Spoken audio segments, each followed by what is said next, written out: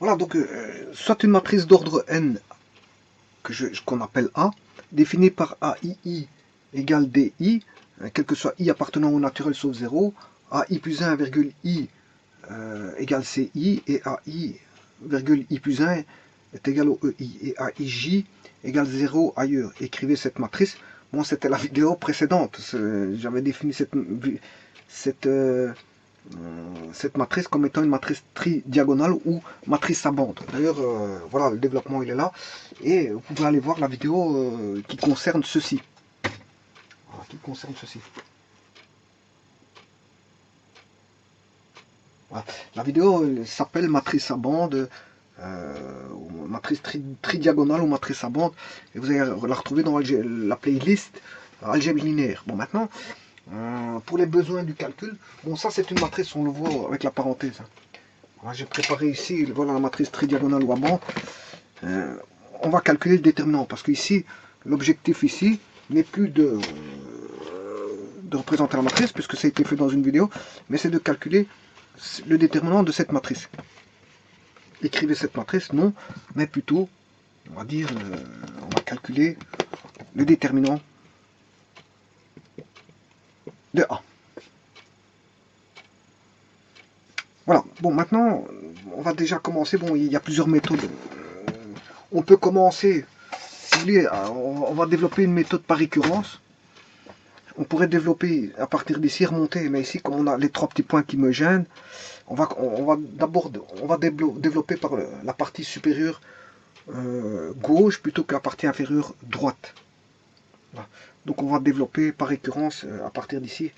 On va faire un développement par récurrence pour trouver une formule généralisée, je veux dire du calcul du déterminant pour une matrice tridiagonale ou à bande, parce que c'est tout. Il y a une formule avec ça, et on va essayer de tenter de la démontrer. Donc ceci je n'ai pas besoin, puisque c'est la matrice.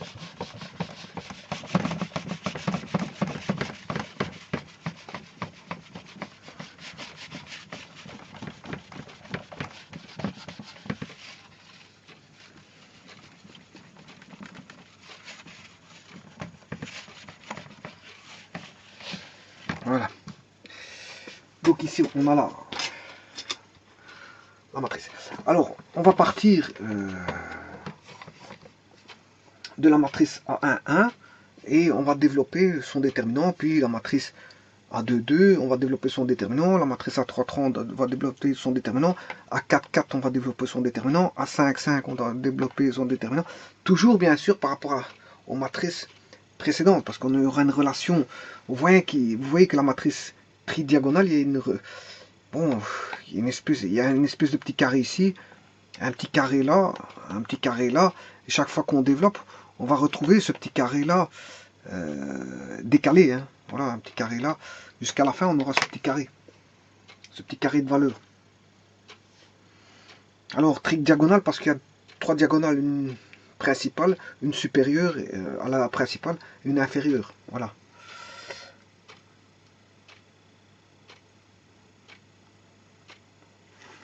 Bon, on va développer ça, on va commencer à partir d'ici, la plus petite sous-matrice.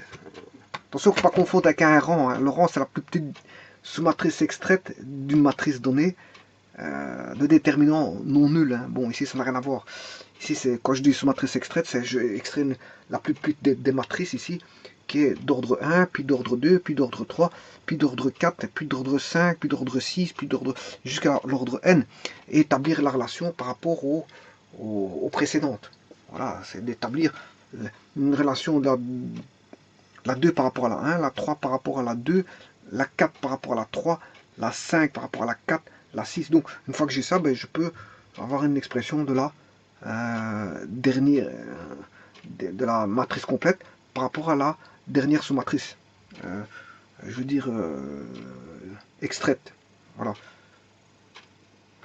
Encore une fois, ne confondez pas avec un rang, parce que quand je dis sous-matrice, quand on dit sous-matrice extraite, c'est pas forcément de déterminant non nul. Si c'est déterminant la plus petite sous-matrice extraite de déterminant non nul, c'est ce qu'on appelle le rang d'une matrice. Mais ici, ça n'a rien à voir. Quand je dis sous-matrice extraite, c'est une sous-matrice qu'on enlève par rapport à la matrice par rapport à une matrice. Par exemple ici, si par rapport à la 3, 3 ici, je peux enlever la 2, 2 qui est ici. Je peux enlever cette matrice-là, 2, 2. Voilà. Et je peux exprimer la 3, 3 par rapport à la 2, 2.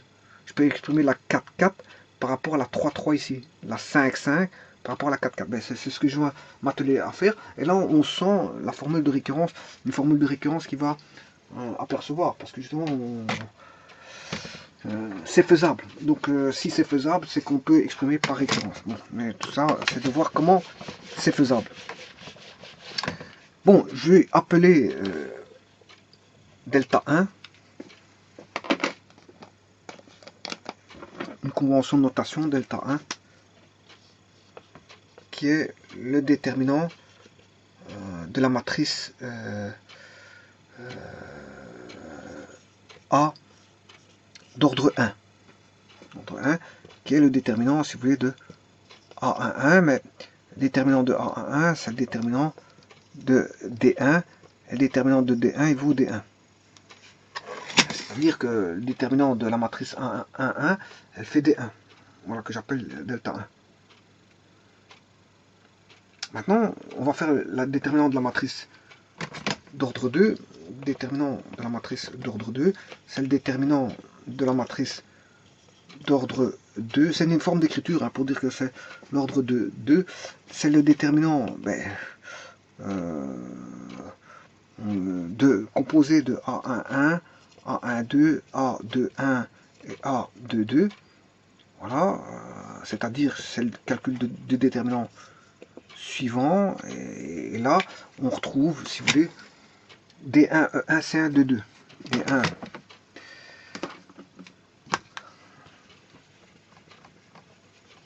D1,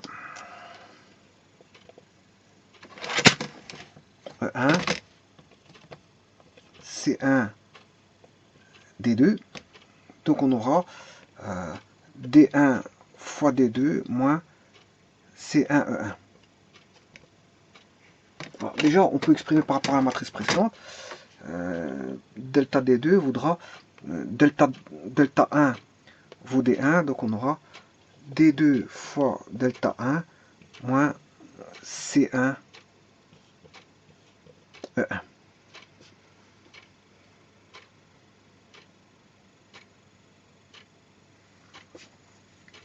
Voilà. Bon, si je pouvais appeler ça A1 ou delta 1. Hein. Non, parce que c'était A1. Parce que delta 1, c'est déjà le déterminant. Oui, parce que delta 1, c'est le déterminant de A. Voilà. Alors maintenant, on va continuer notre petit bonhomme de chemin. Delta 3, c'est le déterminant de A3.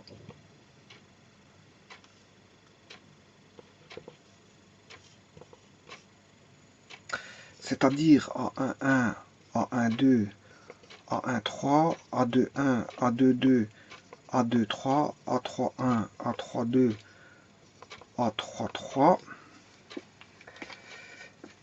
A11 vaut D1, première ligne sera D1, E1, 0. D1,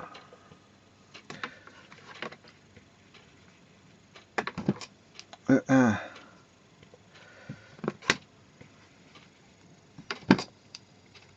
0. C1, D2, E2. C1,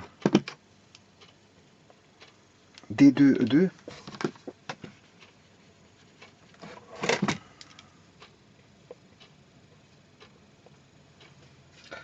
Et pour finir, la troisième ligne, 0C2, D3. 0C2, D3.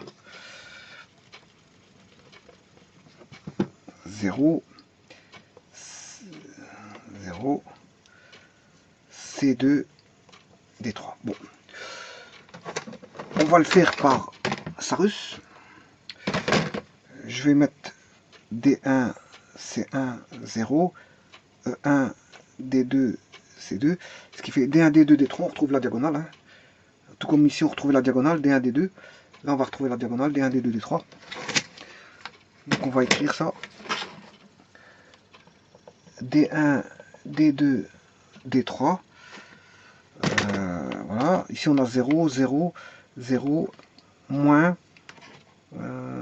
C2, E2, D1. Moins C2, E2, D1. Moins C2, E2, D1. Moins C2, E2, D1. D3, C1, E1. Moins D3, C1, E1. Moins D3, C1, E1. Alors, je vais mettre D3 en évidence. Ce qui fait D3, D1, D2, moins... donc, je vais mettre D3 en évidence ici. D1, D2, moins C1, E2, D3, moins C2, E2, D1. Voilà, et ça c'est le calcul déterminant delta 3. Alors, delta 3 c'est égal à D3. Et ça, on a compris que c'est delta 2. Hein, si vous regardez bien, c'est le déterminant de D2. C'est le déterminant ici. Voilà.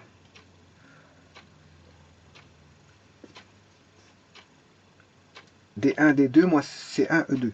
D1, D2, C1, E2, c'est delta 2. Voilà, donc on a delta 2 moins C2, E2.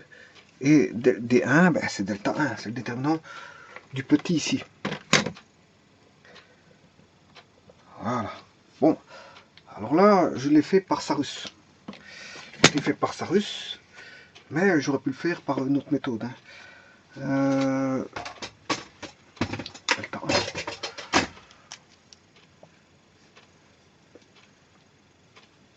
Attention qu'ici c'est bien C2. Hein. Voilà. Alors, comment entrevoir la chose? Regardez bien. Donc j'ai calculé delta 3. Delta 3, si je fais par la méthode des pivots, je prends ici une colonne, je prends cette colonne-ci. Bon, on va faire, voilà, ici on a une intersection, l'intersection c'est 0. Donc 0 fois, bien sûr il y a moins 1 i plus j, hein. On est en colonne 3, ligne 3, colonne, ouais, je peux développer, hein. Je vais le développer ici sur mon tableau.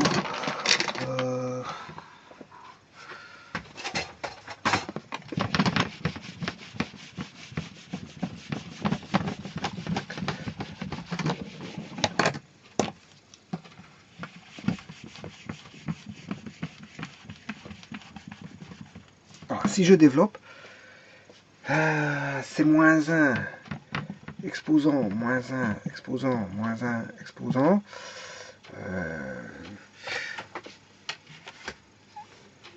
Alors ici, je coupe ces premières lignes. Je choisis la colonne 3. Hein, la colonne 3. Colonne 3. Donc c'est moins 1 exposant première ligne, troisième colonne. Moins 1 exposant première ligne, troisième colonne, fois la coupure de la première ligne, troisième colonne, voilà, qui est 0, fois le déterminant qui est C1, D2, 0, C2. Voilà. Donc on coupe ici. Voilà, on prend le 0 ici, on le multiplie. Bien sûr, moins 1 exposant première ligne, troisième colonne qui est coupée, fois le 0, fois le déterminant ici. Au bout du compte, il y a un 0, ça fait 0, ça n'y a rien à calculer parce que ça fait 0, c'est multiplié par 0. Voilà. Maintenant, si je prends la première ligne, deuxième colonne, j'ai moins 1 exposant première ligne, deuxième ligne, troisième colonne, deuxième ligne, troisième colonne, fois E2, fois le déterminant où il y a D1, C2, 0, E1. D1, E1, 0, C2. Voilà.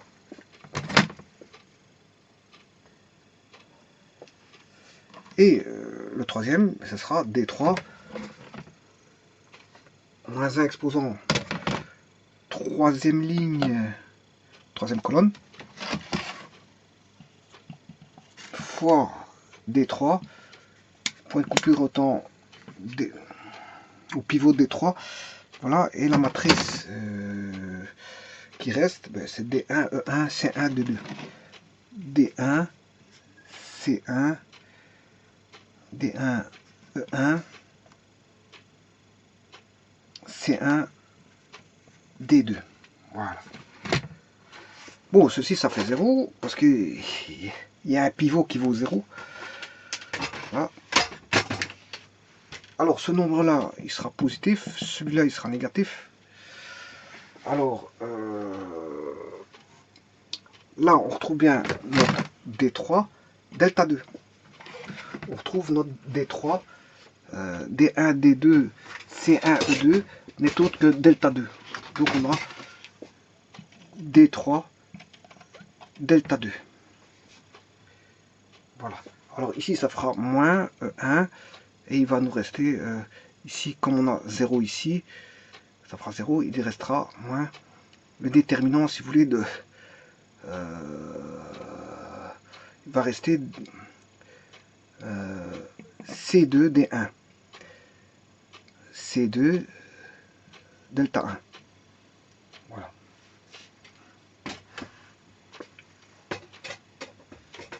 Donc on a bien D3 delta 2, D3 delta 2, D3 delta 2 moins C2 E2 delta 1. Voilà. Bon, on va essayer de développer delta 4. Delta 4. On va essayer de le développer. Alors, voyons voir. Le 4. Le 4, il est ici. 4. Voilà. Alors, ici, il y a deux pivots. Il y a deux pivots qui seront 0. Donc, ils vont tomber. Tout comme quand je calculerai la 5, il y a 3 pivots qui vont tomber. Voilà. Je vais utiliser ceci. La dernière ligne, hein, c'est mon choix. Je prends par exemple ici pour la ligne 4, ben, j'aurai deux valeurs et deux pivots deux valeurs non nulles et deux valeurs nulles. Donc il y a deux pivots qui vont tomber. Là, si je prends la 1, 2, 3, 4, 5, une 5, 5, j'aurai trois valeurs pivots nulles. Donc ça va faciliter le calcul parce que vous aurez moins 1 exposant I plus J, voilà, choisi ici, fois 0, fois la matrice pour lequel je veux dire elle ne parcourt pas l'intersection, la ligne, la coupure de ligne et la coupure de colonne, qui donne l'intersection du pivot. Donc il faudra prendre la sous-matrice qui ne coupe pas, enfin qui est en dehors des droites d'intersection qui donnent le pivot. Voilà, donc ici, si je prends une 5-5, on aura chaque fois. Si je prends une 3-3, ben, j'aurai un pivot nul et deux pivots non nuls. Si je prends, en prenant chaque fois la dernière colonne, bien sûr, hein, sur une 3-3, je prends la colonne 3, sur une 4-4, je prends la colonne 4, sur une 5-5, je prends la colonne 5, pour calculer le déterminant, bien sûr. Donc ici, pour une 3-3, ben, j'ai un pivot nul et deux pivots non nuls. Pour une 4-4, j'ai deux pivots nuls et deux pivots non nuls. Pour une 4-4, une 5-5, j'aurai trois pivots nuls et deux pivots non nuls. Pour une 6-6, j'aurais compris que c'est 4 pivots nuls et 2 pivots non nuls. Donc à chaque fois 2 pivots non nuls. Voilà, donc ça facilite les calculs. Ça va faciliter les calculs. Bon. Alors on va regarder après ça. Pour une 4-4. Donc ça veut dire que j'aurai le pivot, il est là. Puisque ce pivot-là est nul, ça sert à rien de calculer le déterminant de la matrice extraite. Celui-ci, le pivot est nul. Puisqu'il contient un 0 en pivot, ça ne sert à rien de le calculer. Donc il faut juste calculer le pivot E3 et D4. Alors, en E3, si je prends D4, mais D4, ce sera multiplié par la matrice, ce sera D4 fois la matrice 3,3. Ça, c'est la matrice 3,3. Donc, ce sera D4 fois la matrice 3,3. Donc, on va déjà faire ça. D4, ce sera D4 fois la matrice 3,3. Voilà. Alors, maintenant, il faut celui-ci, si vous prenez chaque fois le D4, le D5, si je prends la 5, 5, bon, je peux le faire pour la 5, hein. Pour la 5, enfin, je sais pas si on voit à l'écran, pour la 5, ce sera, vous aurez compris, je prendrai la D5 fois la matrice 4, de déterminant d'ordre 4. Donc chaque fois, je vais prendre le pivot ici, D4. Alors, le D4, il sera positif d'office parce qu'il est à la ligne 4, 4. 4 plus 4, ça fait 8. C'est pair. 5 plus 5, ça fait 10. C'est pair. Pourquoi? Parce que I plus I, hein, le D4, D5, D6, etc. sont à la ligne I, colonne I, puisqu'il est en diagonale, ce qui fait 2I. 2I, c'est pair. Donc, je veux dire, vous aurez moins 1 exposant I plus I, mais ce qui fait moins 1 exposant 2I, mais ce qui fait plus. Donc, il n'y a pas de problème de signe ici. J'aurai plus des 4, j'aurai plus des 3, plus des 4, plus des 5. Bon, bien sûr, fois la matrice, je veux dire, ici, ce sera D3 fois la matrice ici, D4 fois la matrice ici, D5 fois la matrice là, D6 fois la matrice précédente. Voilà. Alors maintenant, reste à calculer le pivot E3. Alors le pivot E3, lui, il est décalé d'unité, donc fatalement, il se retrouvera. Rappelez-vous que le E, je sais pas où qu'il est, l'énoncé, bon, enfin bref, l'énoncé il est effacé, mais vous pourrez constater que le E, il se situait en EI plus 1, virgule I. Non, I plus 1, parce qu'il est au-dessus de la diagonale, donc il faut que l'indice colonne soit plus grand. Par exemple, je suis à la deuxième ligne, première ligne, deuxième colonne. Donc l'indice de colonne est plus grand d'unité. Voilà, l'indice de colonne est plus grand d'unité. Voilà, donc ce qui veut dire que j'aurai I plus I plus 1, I plus I plus 1, ce qui fait 2I plus 1, ça c'est impair. Ceci c'est impair. Voilà, I plus 1, oui, je m'excuse, le EI, il se trouve à la ligne AI, I plus 1, voilà, c'est ça que je veux dire. Voilà, il se trouve à la ligne comme ceci. Voilà, I vaut AI, I plus 1, I étant l'indice de ligne, et I plus 1 l'indice de colonne. Voilà, et quand vous faites la somme I plus J, hein, pour calculer par les mineurs et les cofacteurs, hein, vous comprenez, donc en fait ici on aura I plus 1, ben, ça fait I plus I, ça fait 2I, 2I plus 1 c'est impair. Parce que ça c'est pair plus 1, un nombre pair plus 1, ça fait un nombre impair. Donc ce qui veut dire que les E ici, quand on va calculer par rapport au pivot qui est le E, ben, il sera négatif d'office. Ce qui veut dire que ici, ben, le pivot il est là, on le voit, E2. Voilà. Là, le pivot, ce sera E3. Là, le pivot, ce sera E4.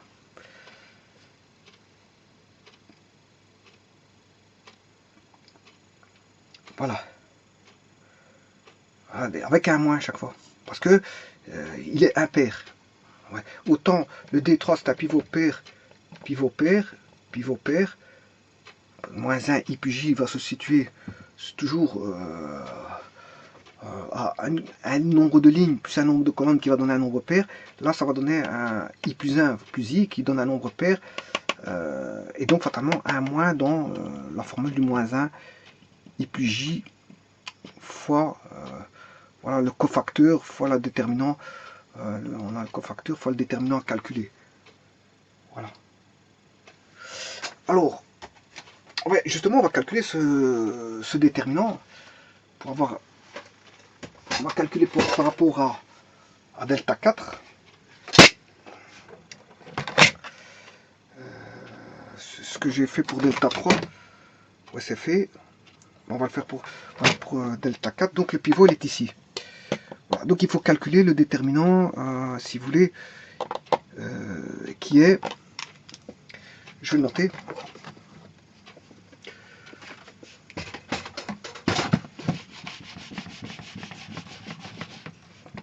moins 1 i plus j, j'ai pas besoin de le calculer parce qu'on sait bien que c'est pair. C'est impair.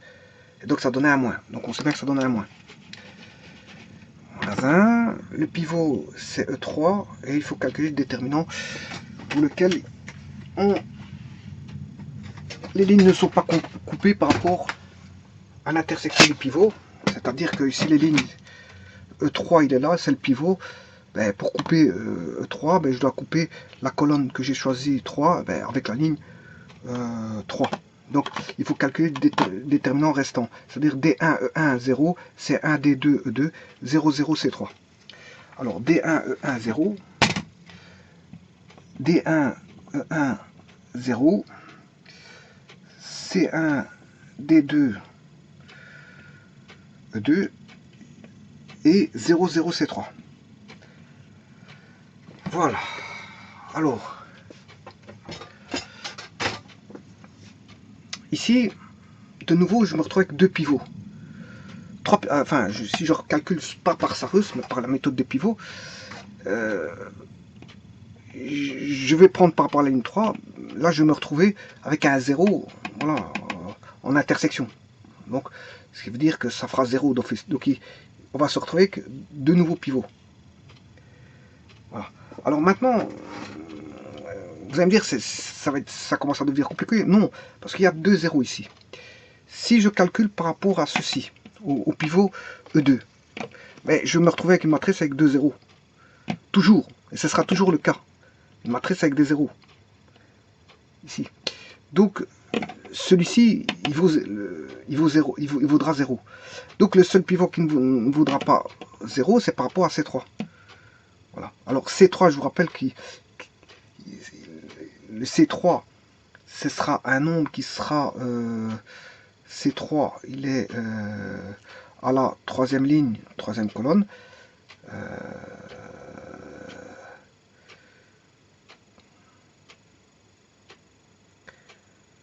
Ouais, je regarde si je ne me trompe pas, parce que c'est vrai que normalement il est impair aussi. Troisième ligne, c'est... Oui, 3 plus 3, ça fait 6. Donc moins 1 exposant 6, oui, il est dans une... Parce que le CI est à la ligne A, I plus 1, oui, I, voilà. Ce qui veut dire que si j'additionne les éléments CI, si j'additionne la ligne et la colonne, il sera en I plus 1 plus I, ce qui fait 2i plus 1, et voilà, il sera toujours impair, toujours. Ici, bon, c'est la troisième ligne, troisième colonne, 3 plus 3, ça fait 6. Moins 1 exposant 6, ça donne du positif. Voilà, on est positif. Voilà, l'intersection coupée, c'est C3. Donc du positif avec C3. Voilà, et on calcule la matrice ici, ce qui n'est tout autre que la matrice, si vous voulez, delta 1.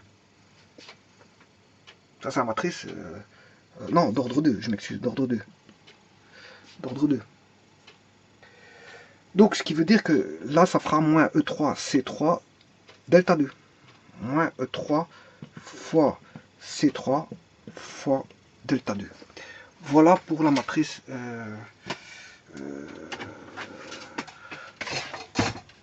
Ceci, il faut retrancher moins E3.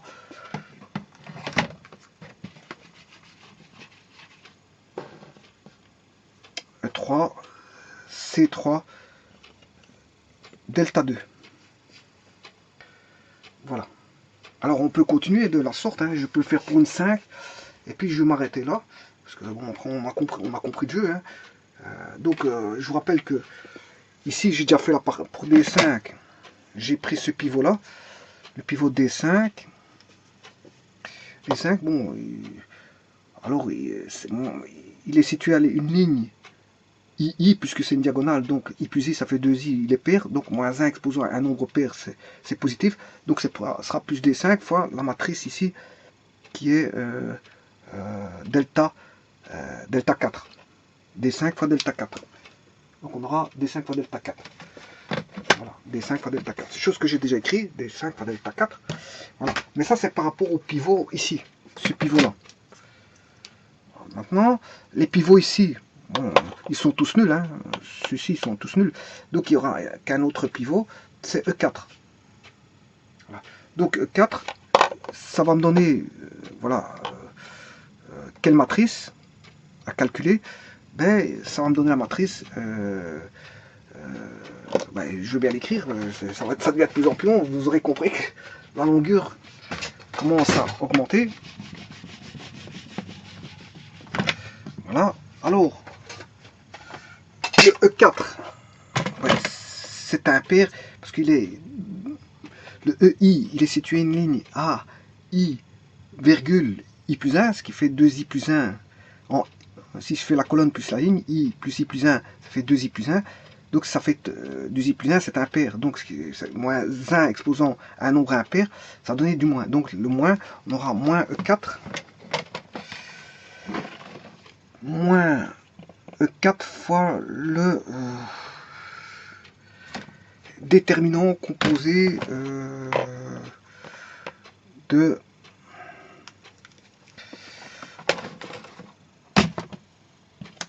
D1, E1, 0, 0, C1, D2, E2, 0, 0, C2, D3,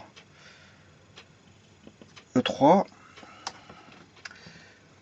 Et attention, la dernière c'est 000C4. 000C4. 000C4. Voilà.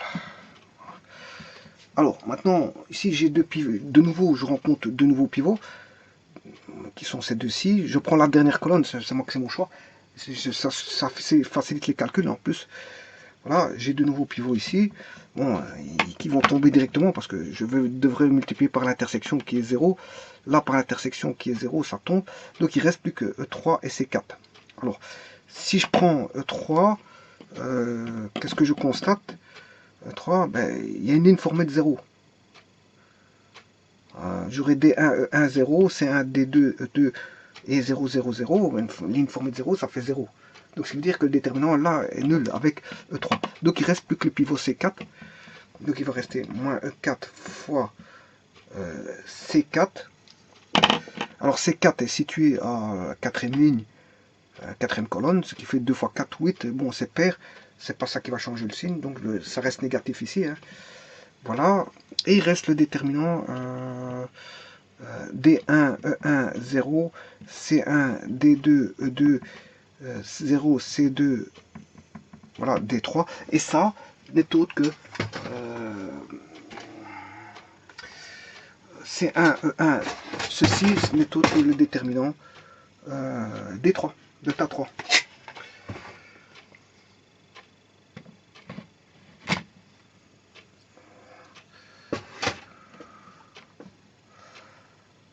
D1, E1, 0. 0 delta 4, je m'excuse. Delta 3, oui, c'est 4 delta 3.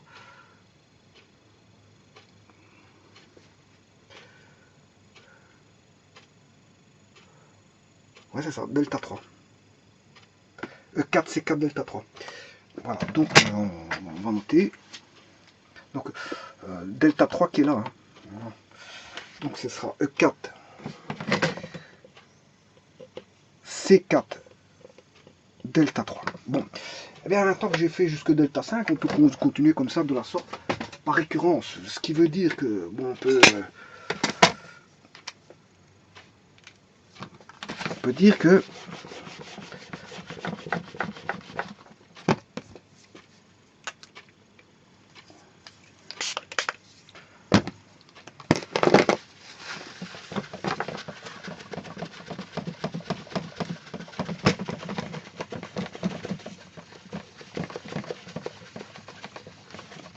qu'est-ce qu'on peut dire? On peut conjecturer maintenant. On peut conjecturer en disant que donc delta I D5 delta I est égal à D5 c'est DI. Voilà. L'indice 5 c'est 5. Delta 4 c'est l'indice I moins 1. Voilà. Moins E4. E4 a évolué, hein. Il a fait E3, E1, E2, E3, E4. E4 c'est E I moins 1. C4 c'est C I moins 1. Et delta 3 c'est delta I moins 2. Voilà, et je peux conjecturer pour une valeur n quelconque par récurrence. Voilà. Et donc ça, attention que c'est une formule très importante, bien que les gens ne la connaissent pas, parce que vous allez voir que les applications qu'on peut faire avec ça. Voilà. Donc, quel que soit DI, en forte, si je peux formaliser, hein, bon, pour quel que soit n, ce sera dn vaudra dn-1 moins e n-1 fois c n-1 delta n-2, voilà, ou delta n c'est le déterminant, voilà, d'ordre n. Déterminant d'ordre n par rapport au déterminant d'ordre n-1 par rapport au déterminant d'ordre n-2. Donc j'ai la valeur de n par rapport à n-1 et n-2. Donc j'ai le déterminant par rapport à n du déterminant précédent et du déterminant précédent le précédent. Voilà, avec ces deux-là, je peux trouver le déterminant total jusqu'à une valeur n. Pour autant que j'ai une matrice tridiagonale ou en bande ou à bande. Hein. Voilà, je vous remercie.